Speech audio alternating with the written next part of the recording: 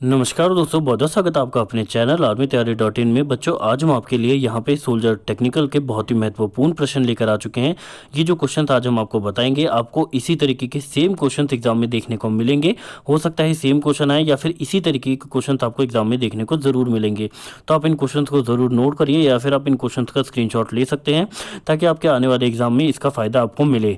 अब आइए देख लेते हैं अपना सबसे पहला क्वेश्चन। यहाँ पे आपसे पूछा जा रहा है कि जो मोमेंटम होता है, यहाँ पे पहले क्वेश्चन में देख सकते हैं कि जो मोमेंटम होता है वो किस चीज़ का प्रोडक्ट होता है, मास। और यहाँ पे नेक्स्ट चीज़ आपको बताना है। और जो ऑप्शन यहाँ पे आपको देखने को मिल रहे हैं वो यहाँ पे है डिस्टेंस और वेलोसिटी, या फिर वेलोसिटी, या फिर इनमें से कोई भी सही नहीं है। तो इसका जो सही उत्तर हो जाएगा वो यहाँ पे होगा वेलोसिटी। तो यहाँ पे आपको ध्यान रखना है, जो मोमेंटम होता है वो मास और वेलोसिटी का प्रोडक्ट होता है। तो मास इंटू वेलोसिटी को मोमेंटम कहा जाता है, और मोमेंटम को एक तरीके का फोर्स भी कहा जाता है अगर मोमेंटम में कोई चेंज आए तो। नेक्स्ट क्वेश्चन की बात कर ले, आप ये देख सकते हैं ये जो सारे क्वेश्चन थे ये आज हम फिजिक्स के लेकर आए हैं ताकि टेक्निकल के बच्चे इसके अच्छे से पढ़ पाएँ। नेक्स्ट क्वेश्चन की बात करें तो यहाँ पर आपसे पूछा जा रहा है कि इलेक्ट्रोमोटिव फोर्स जो होता है उसका यूनिट क्या होता है। और जो ऑप्शन यहाँ पे आपको देखने को मिल रहे हैं वो यहाँ पे है न्यूटन, जूल्स, वोल्ट, और इनमें से कोई भी नहीं। और इसका जो सही उत्तर हो जाएगा वो यहाँ पे होगा वोल्ट। तो यहाँ पे आपको ध्यान रखना है, जो इलेक्ट्रोमोटिव फोर्स होता है उसकी जो यूनिट है वो वोल्ट होती है। अपने तीसरे क्वेश्चन की बात करें तो तीसरे क्वेश्चन में यहाँ पे आपसे पूछा जा रहा है कि कोई भी बॉडी या तो बड़ी हो या फिर छोटी हो, अगर वो ऊपर से गिर रही हो तो उसमें क्या चीज़ सेम रहती है, या वेलोसिटी सेम रहता है, या फिर मोमेंटम सेम रहता है, या फिर एक्सेलरेशन सेम रहता है, या फिर इनमें से कोई भी जवाब सही नहीं है।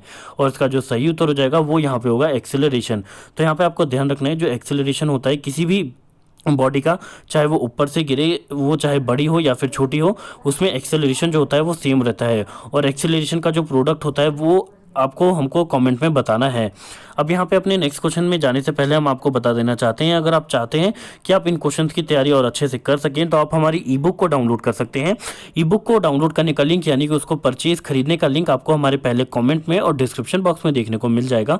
इस बुक के अंदर आपको 1000 से ज़्यादा इसी तरीके के MCQ मिलेंगे ताकि आप अपनी टेक्निकल की तैयारी सारी अच्छे तरीके से कर पाएँ। और यहाँ पे आपको एक फ्री मॉक टेस्ट भी मिल जाएगा। तो अगर आप इस बुक को डाउनलोड करना चाहते हैं, ये जो ई बुक है जिसको आप अपने फ़ोन में यूज़ कर पाएंगे, तो आपको इसके लिए हमारे पहले कमेंट में या फिर डिस्क्रिप्शन बॉक्स में जाना होगा। मात्र 40 रुपये की ये बुक आपके लिए है।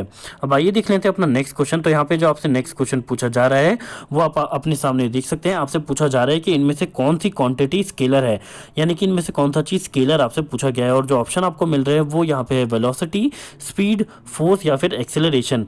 तो यहाँ पे आपको जो सही उत्तर हो जाएगा वो यहाँ पे होगा स्पीड। तो आपको ध्यान रखना है, जो स्पीड है वो एक स्केलर क्वांटिटी है, बाकी वेलोसिटी, फोर्स और एक्सेलरेशन जो होता है वो एक यहाँ पे वेक्टर क्वांटिटी होता है। वेक्टर क्वांटिटी का मतलब ये है कि उसके अंदर डायरेक्शन भी है और उसका यहाँ पे एक मैग्नीट्यूड भी होता है। अब नेक्स्ट क्वेश्चन की बात करें तो यहाँ पे आपसे पूछा जा रहा है कि इनमें से कौन से, यहाँ पे आपको 4 चीज़ें दी गई हैं, वेलोसिटी, फ्रीक्वेंसी, लाउडनेस और फेज। और आपको बताना है इनमें से कौन सी चीज़ होती है जो किसी भी मोशन का डायरेक्शन बताती है, किसी भी पार्टिकल का, किसी भी चीज़ का डायरेक्शन बताती है उस जगह पे।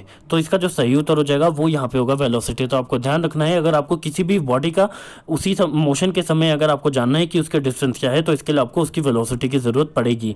नेक्स्ट क्वेश्चन की बात करें तो यहाँ पे आपको पूछा जा रहा है कि अगर मोमेंटम में कोई चेंज आए तो उसको क्या कहा जाता है। और ऑप्शन जो आपको देखने को मिल रहे हैं वो यहाँ पे एक्सेलरेशन, काइनेटिक एनर्जी, या फिर फोर्स, या फिर इनमें से कोई भी जवाब सही नहीं है।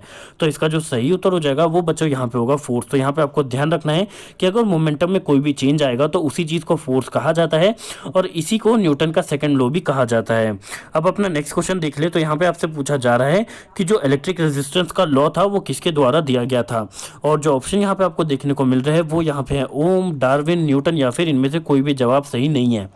और जो इसका सही उत्तर हो जाएगा बच्चों वो यहाँ पे होगा ओम। तो यहाँ पे आपको ध्यान रखना है, जो लॉ ऑफ इलेक्ट्रिक रेजिस्टेंस है वो ओम द्वारा दिया गया था।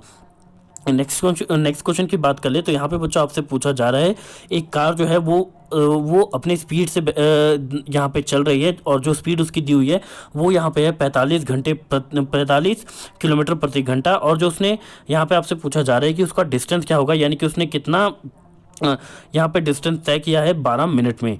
तो यहाँ पे आपको बता देना चाहते हैं कि आपको इसके लिए कोई भी कुछ करने की ज़रूरत नहीं है, सिर्फ आपको स्पीड, डिस्टेंस और टाइम का फॉर्मूला पता होना चाहिए। जो स्पीड का फॉर्मूला होता है वो यहाँ पे होता है बच्चों डिस्टेंस बाय टाइम। आपको ये चीज़ ध्यान रखनी है। तो अगर आपको डिस्टेंस निकालना है तो डिस्टेंस के लिए क्या हो जाएगा, तो यहाँ पे सीधी सी बात है, स्पीड इंटू टाइम हो जाएगा। स्पीड हमको दिया हुआ है 35 किलोमीटर, जो कि आपके सामने है, और टाइम आपको दिया हुआ है 12 मिनट। तो यहाँ पे आपको क्या करना है, 35 किलोमीटर को यहाँ पे किलोमीटर और पर घंटे में ही रहने देना है। आपको 12 मिनट को जो है वो यहाँ पे घंटे में चेंज कर लेना है। तो 12 मिनट को अगर आप डिवाइड करेंगे 60 से तो वो घंटे में चेंज हो जाएगा, और उसके बाद आप आराम से इसका उत्तर निकाल सकते हैं। अब नेक्स्ट क्वेश्चन की बात करें तो यहाँ पे आपसे पूछा जा रहा है कि जो लीवर होता है वो कितने तरीके के होते हैं। जो ऑप्शन आपको देखने को मिल रहे हैं वो यहाँ पे है 4, 2, 5 और 3, और इसका जो सही उत्तर हो जाएगा बच्चों वो यहाँ पे होगा 3। तो यहाँ पे आपको ध्यान रखना है, लीवर टोटल 3 टाइप के होते हैं। अपने आखिरी क्वेश्चन की बात करें तो यहाँ पे आपसे पूछा जा रहा है, अगर कोई पार्टिकल जो है अगर वो वाइब्रेट कर रहा है तो उससे क्या चीज़ प्रोड्यूस होती है, और जो यानी कि क्या चीज़ प्रोड्यूस होती है। और जो ऑप्शन यहाँ पे आपको देखने को मिल रहे हैं वो यहाँ पे है डेसिबल, वेव या फिर रेज, या फिर इनमें से कोई भी जवाब सही नहीं है, और इसका जो सही उत्तर हो जाएगा बच्चों वो यहाँ पे होगा वेव। तो यहाँ पे आपको ध्यान रखना है, जो वेव होती है वो किसी भी पार्टिकल के वाइब्रेशन से बनती है। तो हम आशा करते हैं आपको ये हमारे क्वेश्चन अच्छे लगे होंगे। अगर आप चाहते हैं हम आपके लिए रोज ऐसे ही क्वेश्चन लेकर आते रहें तो आप हमारे चैनल को ज़रूर सब्सक्राइब कर लीजिए, और उसके बगल में जो बेल आइकन है उसको ज़रूर दबाइए ताकि आपको हमारी हर वीडियो का नोटिफिकेशन मिल पाए। धन्यवाद दोस्तों, जय हिंद, जय भारत।